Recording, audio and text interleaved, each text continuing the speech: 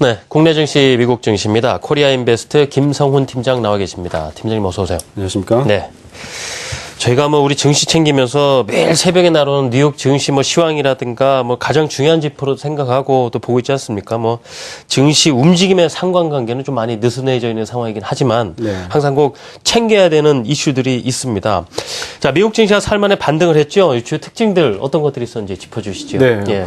오늘은 별다른 지표는 없었습니다. 네. 그렇고 지금 이제 미국 증시와 유럽 증시를 이제 보시는 어떤 가장 중요한 포인트는 역시나 이제 과매수에 대한 어떤 부담감, 네. 그리고 어떤 이슈에 의해서 과연 차익 매물을 내놓을지가 가장 중요하다라고 볼 수가 있을 것 같아요. 일단 유럽 같은 경우는요, 바로 이거 차트를 통해서 한번 보도록 하겠습니다. 네.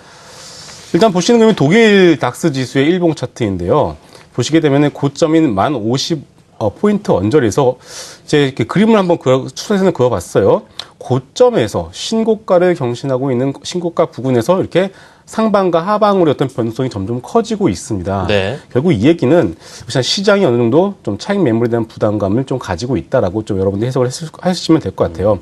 물론 일단 최근에 하락의 이유는 독일의 산업 생산과 그리고 독일에서 관련된 어떤 무역 수지 관련된 지표들이 상당히 부진하게 나온 것이 어떤 차익 매물의 이유라고 볼 수가 있겠지만, 글쎄요, 저 같은 경우는 오히려 이런 것들보다는 좀 남유럽 쪽을 좀 봐야 되지 않나라는 네, 생각을 좀 해봅니다. 남유럽이요? 네, 남유럽 쪽을 한번 보실게요. 네. 일단은 먼저 그리스 쪽 한번 보시겠습니다. 자, 그리스 같은 경우에는 제가 이거 월봉 차트로 한번 보여드릴게요. 자, 그리스, 우리 참 그리스의 제2야당의 당수가 누구이고 참 이렇게 생각이 났는데, 하지만 그리스 같은 경우는 2012년 5월을 저점을 해서 상당히 좋은 흐름을 보여주고 있었습니다. 근데 이것이 올해 상반기, 이 4월 달을 기점으로 해서 4, 5, 6, 7월까지 현재 네. 보시게 되면 상당히 주가 흐름이 조금 이제 슬슬 부진한 흐름을 보여주고 있습니다. 자, 그리고 남유럽 국가 중에서 또 하나가 바로 이탈리아죠. 자, 보시는 그림은 이탈리아 MIB 지수인데요. 보시다시피 이탈리아 지수도 역시나 지난달이었어요. 네. 22,590포인트를 고점을 찍고 나서 월봉 차트상 상당히 조금 이제 추세가 좀 꺾이는 모습을 보여주고 있습니다. 그리고 가장 최근에 이슈가 되고 있는 것 같아요. 이 포르투갈 한번 보도록 하겠습니다. 자, 포르투갈 PSI 지수를 보시게 되면요. 네. 이게 주봉도 아니고 이게 월봉 차트입니다. 그러게 말이에요. 엄청 올라냈다는 얘기군요. 그렇죠. 예. 이제 4월 달에 7,790포인트를 찍고 나서 4개월 연속 지금 장대 음봉을 맞고서 네. 상당히 부진한 흐름을 보여주고 있어요. 자, 결국 현재 유럽 내에서 이제 ECB가 어떤 방법을 써서라도 디플레를 타개하겠다라는 얘기가 많이 나오고 있습니다만은, 일단 지금 남유럽 쪽에서 나오는 어떤 증시들의 움직임 자체가 네. 조금씩 조금 이제는 부진한 모습을 보여주고 있고, 전체적인 시장 자체를 조금 상방으로 올라가는 것을 아래쪽으로 끌어내리는 듯한 모습이 좀 발견이 되고 있다는 점을 여러분들이 좀 체크 포인트로 잡으실 필요가 있을 것 같습니다. 자, 그럼 미국 한번 보도록 하겠습니다. 네. 자, 일단 S&P 500 지수인데요. S&P 500 지수 월봉 자체는 전혀 문제가 없어요. 그리고 나스닥 역시도 일단 나스닥 같은 경우는 주봉 차트를 보시게 되면은 최근에 조금 부침이 있었어요. 마이너스 2.54%까지 하락했다가 어제장에 좀 반등을 해주면서 일단 아랫꼬리를 좀 만드는 모습이 나오고 있습니다. 물론 이 미국 시장에 대해서 지금부터 본격적으로 꺾일 가능성이 높다라고 말씀드린 것은 아니겠지만, 일단은 이제 오늘도 한번 얘기가 나왔었죠. FOMC 회의록에서 10월 달에 이제 양적 완화를 완벽하게 종료를 한다고 합니다. 결국 그 얘기는 더 이상 유동성 장세에 의한 시장 흐름은 기대할 수가 없다. 결국 이 얘기는 앞으로 지금부터 이제 이어지고 있는 미국 시장은 어닝 시즌이 진행이 되면서 어닝 시즌을 지나면서 철저한 옥석 가리기가 진행될 수밖에 없다라고 여러분들이 좀 이해를 해보시면 될 것 같습니다. 네. 자, 그리고 또 하나 보시게 되면은, 자, 오늘의 페이스북 한번 다시 한번 보도록 하겠습니다. 페이스북이 오늘 3.52% 상당히 급등하는 흐름이 나왔어요. 페이스북 같은 경우는 좌측에 네이버와 페이스북 비교해 보시면 거의 비슷한 흐름을 보여주고 있다는 점을 짚어드렸는데요. 일단 네이버 같은 경우도 최근에 86만 5천 고점을 찍고 나서 2주 연속 조정 흐름이 나오고 있습니다. 일단 오늘 오늘장에서는 좀 소폭이나마 좀 상승 흐름을 조금 기대를 해보겠지만, 문제는 이것이 지금부터 저점을 확인하고서 88만 원 돌파한다라는 것은 아직까지는 조금 부담스럽지 않나 싶어요. 왜냐하면은 정고점에 대한 저항을 좀 고민을 해야 될까요? 그렇죠. 예. 페이스북도 마찬가지고 네이버도 마찬가지입니다. 이 전고점에 대한 저항은 일단 필히 염두에 두시고 전략을 세우실 필요가 있을 것 같고요. 네. 자, 그리고 오늘 퍼스트솔라 한번 볼게요. 퍼스트솔라가 어제장에서 좀 급락한 흐름이 나왔고 오늘 소폭이지만 거의 강보합세로 마감을 했어요. 예. 어제장에서 급락하는 흐름이 나왔고 OCI 역시도 최근 흐름을 보시게 되면 상당히 부진한 흐름이 나오고 있습니다. 퍼스트솔라 OCI도 역시도 보시게 되면은 한 4월 때까지는 거의 비슷한 흐름을 보여줬어요. 그런데 5월 때부터 퍼스트솔라는 조금 반등한 흐름이 나오고 있는데 예.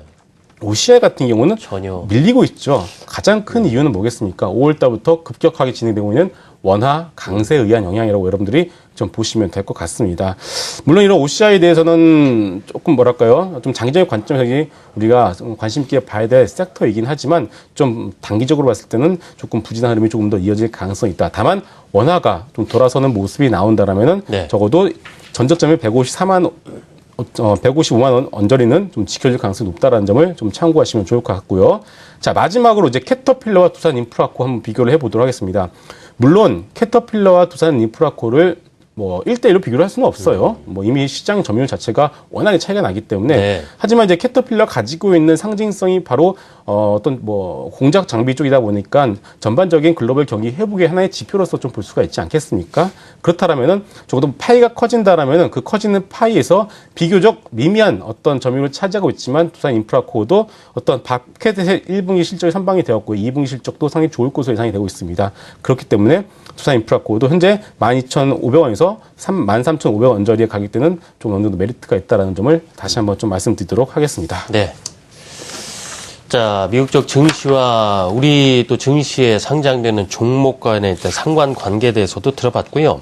국내 증시에 좀 더 자세히 들어가 볼까요? 지금 어제 장에서 보여준 특징들, 요새 이제 흐름상의 특징들이 있을 것이고요. 또 종목별, 또 전체 또 이슈도 짚어봐야 되는데요. 지금 뭐 대형주보다는 중소형주, 코스피보다는 코스닥.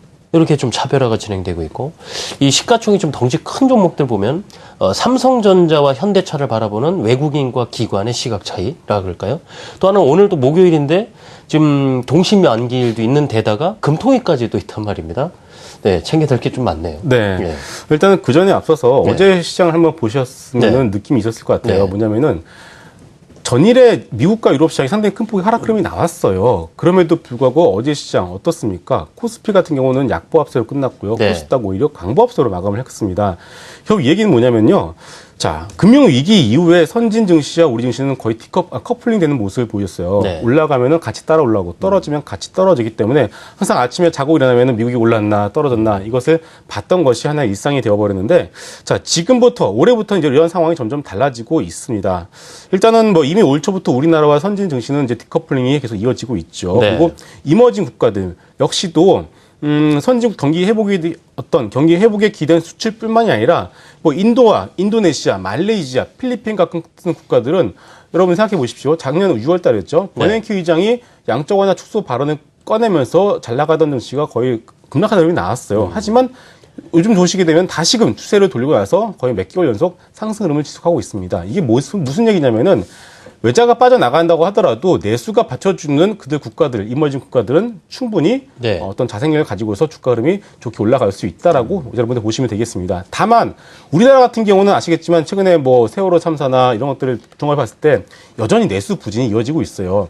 이러다 보니까 이제 새로 출범하게 되는 최경환 경제부총리 2기 네. 경제체제팀에 대한 어떤 기대가 상당히 클 수밖에 없고 어떤 이런 부분들에 대해서 이제 박근혜 정부 쪽에서는 이제 본격적인 자산 가격 상승을 좀 노리고 있는 것 같습니다. 대표적으로 뭐 DTI나 LTV를 갖다가 과거에는 이런 얘기 꺼내면은 뭐 다 무시를 했었는데 이제는 각계 뭐 정부 부처들이 이제는 적극적인 LTV, DTI 완화를 이제는 옹호를 해주고 있어요. 결국 이렇게 되면은 자 이제 오늘 뭐 금융통화위원회 금리 결정이 있는데 네. 이제 금리 인하 얘기가 이제는 좀 더 강하게 나오고 있는 것 같습니다. 자, 7월 달, 오늘 뭐 바로 하지는 않겠죠. 네. 뭐 할 수도 있겠지만, 그래도 한 7월이 아니면 한 하반기, 가을께에서부터는 이제 본격적인 금리 인하 가능성이 기댄 어떤 뭐 자금들이 또 주식시장에 새로운 모멘텀이 될 가능성이 있다라고 여러분이 보시면 될 것 같고요. 네. 그렇게 된다면은 현재 부진한 흐름을 보여주고 있는 뭐 삼성전자와 현대차를 필두로 한 대형주들 역시도 어떤 원화 강세가 어느 정도 저점을 잡고서 반등이 돌아서게 된다라면 어떤 대형주 강세가 다시 한번 가을쯤에는 돌아올 수가 있다라고 예. 여러분들 보시면 될 것 같습니다. 그리고 최근에 코스닥 저PBR 종목들을 중심으로 한 소형주들이 1년 가까운 랠리를 펼치다가 최근에 또 한 번의 어떤 급등 흐름이 나오고 있어요. 이들 종목들은 여러분들이 좀 없으신 분들은 조금 이제 좀 경계를 해야 된다는 말씀을 좀 드리겠고요. 다시 시각을 바꾸어서 최근에 소외가 되고 있는 뭐 자동차나 어떤 현대차, 기아차 그리고 현대유와 같은 네. 그런 업종 섹터 쪽으로 한번 다시 한번 눈을 돌려보신 것도 좋아 보이고요. 만약에 내가 이런 어떤 원화 강세 피해주인 수출주들에 대한 어떤 접근 자체가 상당히 부담스럽다고 한다면은 제가 힌트를 하나 드리도록 하겠습니다. 만약 여러분들이 어떤 원화의 흐름을 보시면서 달러 대비 원화의 가격이 1,017원에서 1,020원을 찍는 것을 여러분들이 한번 확인을 해보시고 예. 접근하신다라면은 상당히 좀 안전한 구간에서 여러분들이 대형주에 대해서 어느 정도 저점을 잡을 가능성이 있다는 점을 좀 다시 한번 말씀드리도록 하겠습니다. 예. 자, 지금까지 코리아인베스트 김성훈 팀장과 함께 글로벌 증시 그리고 국내 증시의 특징들까지 짚어드렸습니다. 팀장님 잘 들었습니다.